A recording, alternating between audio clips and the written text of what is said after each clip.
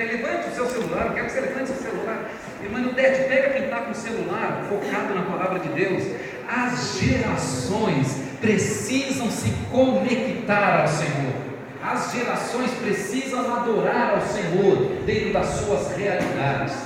Nós somos um povo que não somos retrógrado, mas nós usamos também, bendito seja Deus, a era da informatização para nos conectarmos com Deus. Amém? Ainda de pé, 2 Pedro capítulo 3.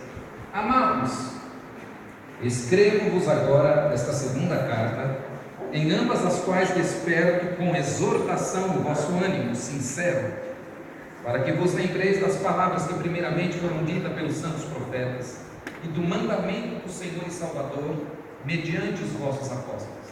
Sabendo primeiro isto, que nos últimos dias virão escarnecedores, andando segundo suas próprias concupiscências. Feche seus olhos por um momento. Obrigado, Deus, pois podemos te exaltar e te adorar.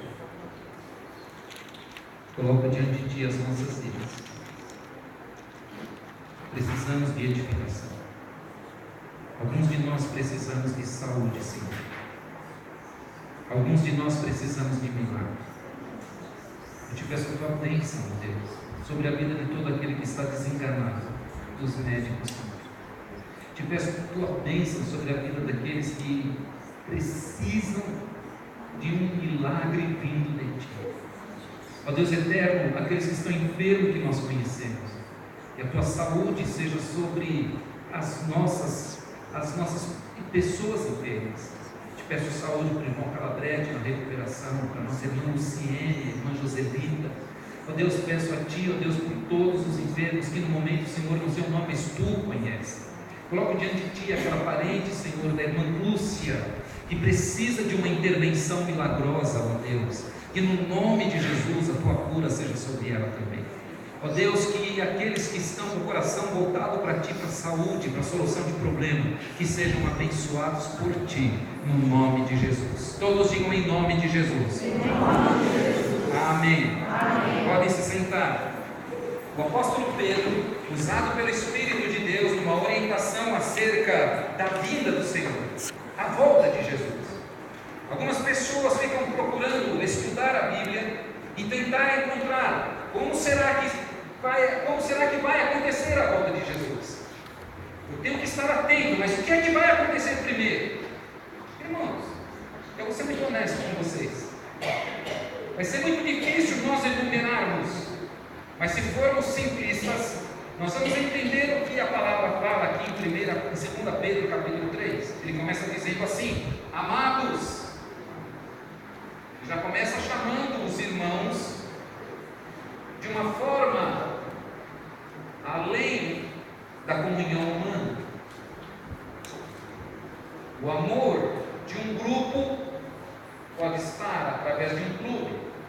O amor de um grupo pode estar por causa do quê? Da profissão. O amor de um grupo pode estar por causa de uma ideologia. E o amor de um grupo pode estar por reconhecer o sacrifício de Cristo. Neste caso, ele está falando com um grupo que tinha algo em comum. Criam no sacrifício de Cristo. Somente isso? Não. Criam também na promessa de que Cristo voltaria. Eles tinham dentro deles essa expectativa, mas eles não sabiam em que hora. E como eu e você, havia muitos Jamils da vida lá, ou seja, havia muitos palpiteiros que queriam dizer: olha, vamos tomar cuidado porque Jesus está perto, Jesus está voltando. Outros até colocaram data dizendo que Jesus, olha, Jesus aqui em tal dia. Isso sempre teve e sempre vai ter. Mas o apóstolo Pedro, sendo cheio do Espírito Santo, ele disse: olha, eu estou escrevendo para vocês pela segunda vez. E agora, nesta minha segunda escrita, eu quero encorajar vocês a terem um tipo de ânimo sincero. Ânimo sincero.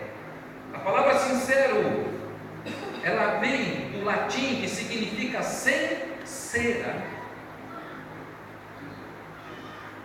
Era muito usado naquela época, sem fazer máscaras cera, aonde as pessoas procuravam representar, era o início teatral. E aquele ator, quando ele tirava aquela máscara, ele era conhecido na rua como uma pessoa sem cera. Então aquela brincadeira de eu sou artista aqui, mas na minha casa eu sou fulano, ou o quê? Como que eu vou separar o papel que eu represento, o personagem que eu represento, da minha verdadeira personalidade? Todos os artistas têm isso ainda hoje. Mas esses primeiros artistas, eles tinham, quando eram reconhecidos na rua, o pessoal falava: olha o sem cera, ele está sem cera, e corriam até ele para conversar. E com isso foi se criando a cultura de que a pessoa não representasse nada, e a cultura foi indo um pouco mais além, em que a pessoa ela não mentisse, em que a pessoa não enganasse, em que a pessoa fosse sincera. E chegando na nossa linguagem, chegou com uma palavra: sincera. O apóstolo Pedro, em relação à volta de Cristo, ele está dizendo que eu e você, quando nos lembrarmos que Jesus vai voltar, precisamos ter uma postura sincera. Estão entendendo? Digo amém. Amém. Como que hoje eu posso ter uma postura sincera em relação a Cristo? É o meu comportamento. Irmãos, o meu comportamento, o seu comportamento, ele não pode ser uma carga aonde nós não possamos carregar. O nosso comportamento, ele tem que ser um comportamento que caiba dentro da igreja, caiba fora da igreja. Eu sempre conheci uma historinha que vocês todos conhecem, aonde diz que uma criança, o pai era pastor. Eu devia de colocar outra pessoa, mas o texto é sem cera. Eu vou ter que pagar essa conta.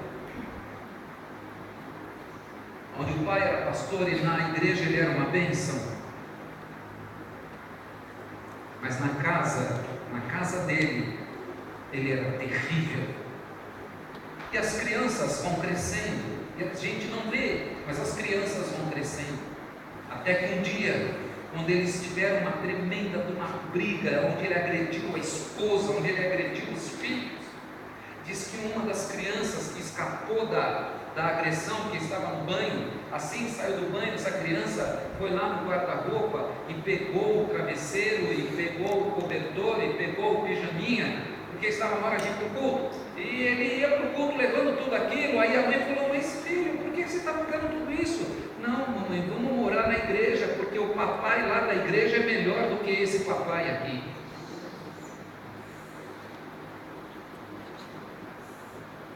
Termos uma expectativa da volta de Cristo, mas que essa expectativa nos anime a termos uma conduta única. Me desculpe, por favor, eu não quero que você entenda errado o que eu vou dizer agora, mas alguém disse, se eu não me engano foi Saint-Exupéry, ele disse: diga-me com quem andas, eu te direi quem és. Por quê? Porque a pessoa ela não consegue manter uma vida escondida no meio de um grupo que pensa igual a ela. Com todo respeito, você não precisa ter cera com pessoas que pensam iguais a você. Corintiano tem cera com corintiano? Não tem. 6-1 e fora o baile. Eu sou São Paulino. Sem cera.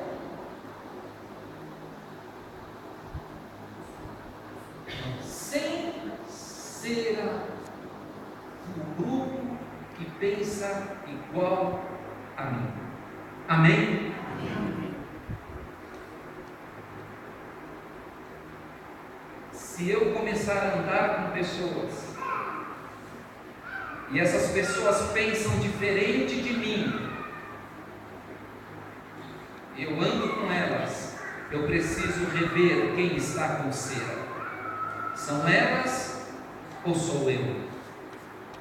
Eu perdi amizades, não é porque eu sou santarrão, eu perdi amizades